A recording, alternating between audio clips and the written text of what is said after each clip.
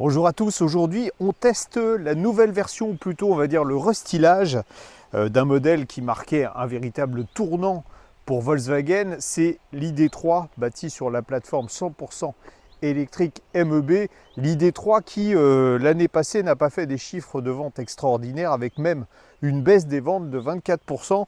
Donc Volkswagen a décidé de corriger certains défauts qui étaient agaçants pour les propriétaires et de lui donner un petit coup de jeune avec plus de caractère. Pour augmenter son attrait esthétique, on a déjà changé l'avant avec en particulier un capot qui est différent. Il est d'abord nervuré et puis sur la précédente mouture, on avait ici une partie noire qui visuellement donnait l'impression que la voiture avait un museau plus court. Là, c'est pas le cas. Ça redonne d'ailleurs vraiment du caractère à l'auto, tout comme les boucliers avant qui ont été aussi modifiés. Vous avez des ouïes latérales. Voilà, donc la voiture mesure toujours 4,26 m de long, mais on a visuellement le sentiment qu'elle est plus imposante. Ça reste une compacte. Il y a moins de modifications à l'arrière, si ce n'est les feux qui désormais mordent un peu plus sur le haillon. Ces changements n'ont pas que des vertus esthétiques, c'est aussi aérodynamique puisque le CX s'améliore, il est désormais de 0,263. Vous savez que je ne suis pas un fan des grandes roues, alors d'origine on a déjà du 19 pouces et en plus sur notre véhicule on a une monte optionnelle, c'est du 215 45 20. Le coffre, ça ne change pas, toujours 385 litres, suffisamment vaste pour emmener les bagages d'une petite famille.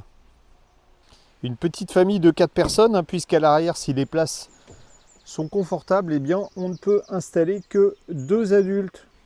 Un des principaux reproches des clients Volkswagen, c'était la qualité de finition de l'ID3 qui était en dessous des autres modèles de la gamme.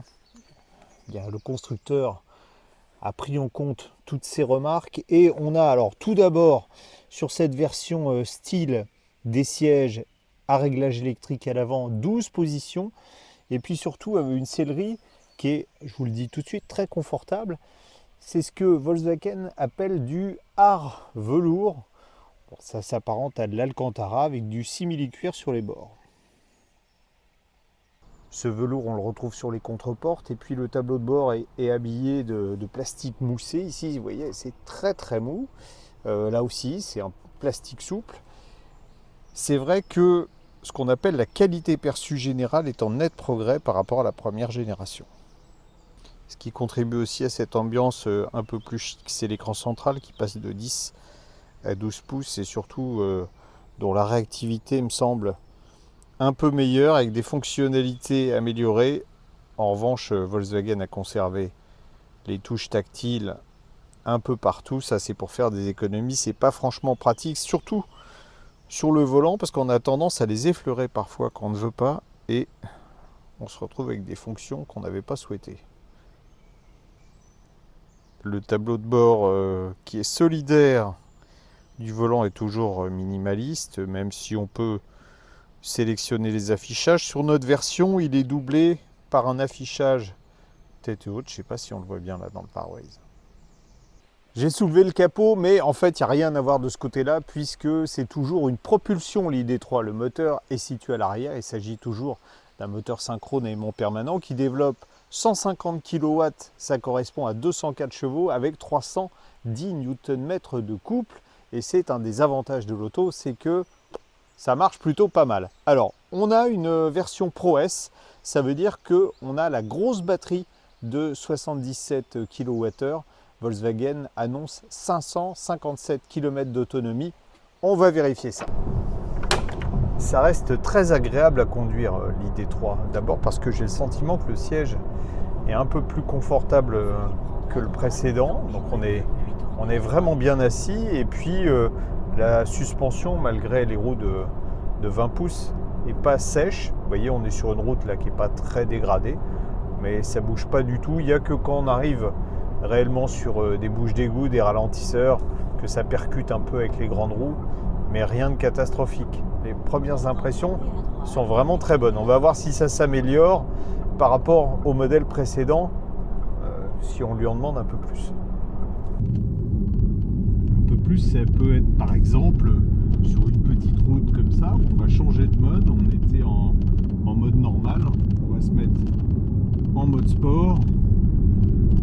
Bon, déjà la réactivité du moteur, elle est bonne, hein, même sur le mode standard. Il y a une Porsche devant, qu'est-ce que je fais? Je la mange pas. Non, c'était juste pour tester les accélérations. Alors, j'ai pas le chiffre exact en tête, mais je crois que c'est 0 à 100 en 7 secondes 5. Mais vous voyez, quand on accélère, franchement, ça part tout de suite. C'est à la fois sécurisant et c'est plaisant. Là, on a 2-3 petits virages. On va profiter pour retester l'équilibre du châssis. Là, on a les grandes roues, donc bon, il n'y a pas de roulis du tout. Ouais, c'est bien, j'ai même moins de roulis que sur le Porsche Macan qui est devant. Vous voyez, ça vous prouve l'efficacité du châssis de cette voiture. On en a déjà parlé, les modèles Volkswagen électrifiés ont un système que moi j'apprécie beaucoup en termes de récupération d'énergie, c'est-à-dire que si vous avez une voiture devant vous, c'est en fonction du trafic, en fait vous allez avoir un niveau de récupération d'énergie qui va être plus fort, donc plus de frein moteur. À l'inverse, je vais laisser partir la voiture qui est devant moi.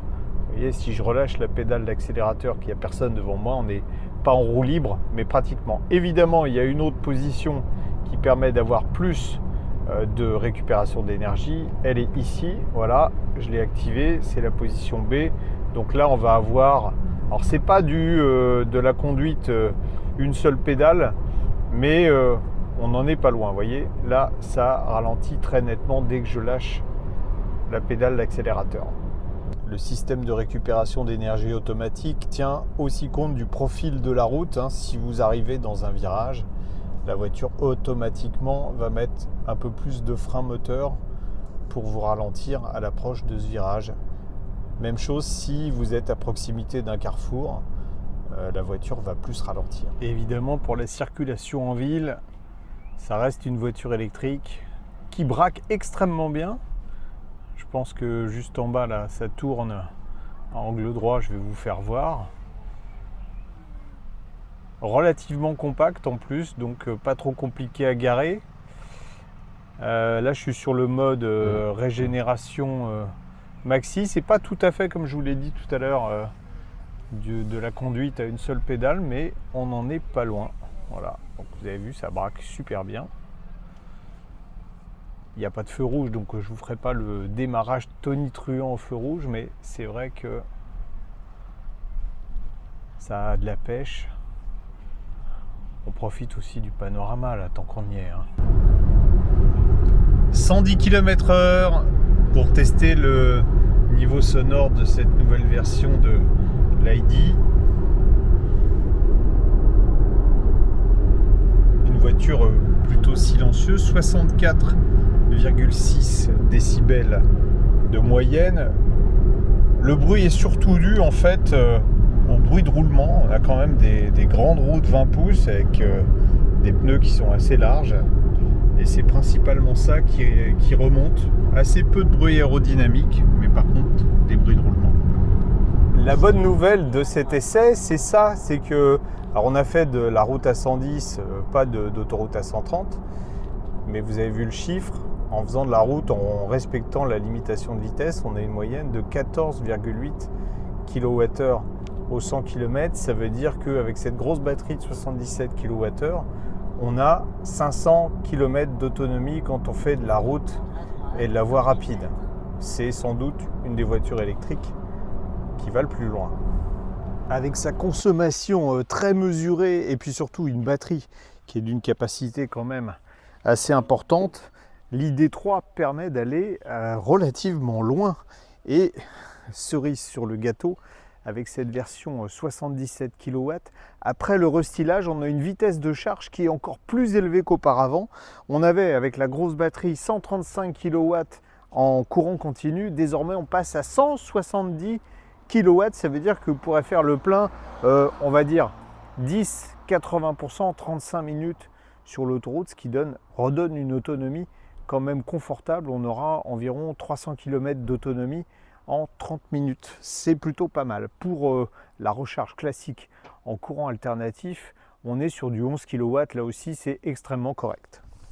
Avec cette deuxième version de l'ID3, Volkswagen fait ce que tous les constructeurs devraient faire quand ils proposent un modèle restylé, c'est-à-dire conserver les qualités et améliorer là où il y avait des petits défauts. En termes de style, moi je préfère cette version-là, je lui trouve plus de caractère. Là où il n'y a pas photo, c'est à l'intérieur, effectivement, la qualité de fabrication a progressé, même s'il reste encore un peu de chemin à faire par rapport à certains modèles référence de la marque. Après, pour les qualités qu'elle conserve, un moteur largement suffisant pour à la fois se faire plaisir et rouler en toute sécurité.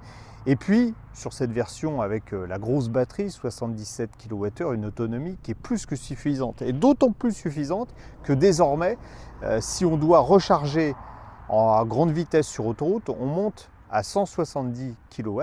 On n'est pas très loin des meilleures voitures électriques du moment. Je laisse de côté évidemment les modèles extrêmement cher. Et tout ça, figurez-vous, pour un tarif qui est en légère baisse par rapport à l'ID3 précédente, certes avec des équipements qui ne sont pas tout à fait les mêmes, mais ce modèle-là est vendu 40 990 €, c'est le haut de gamme, donc on peut considérer que c'est un peu cher, mais regardez les prestations de la voiture et vous verrez que ça va dans le bon chemin.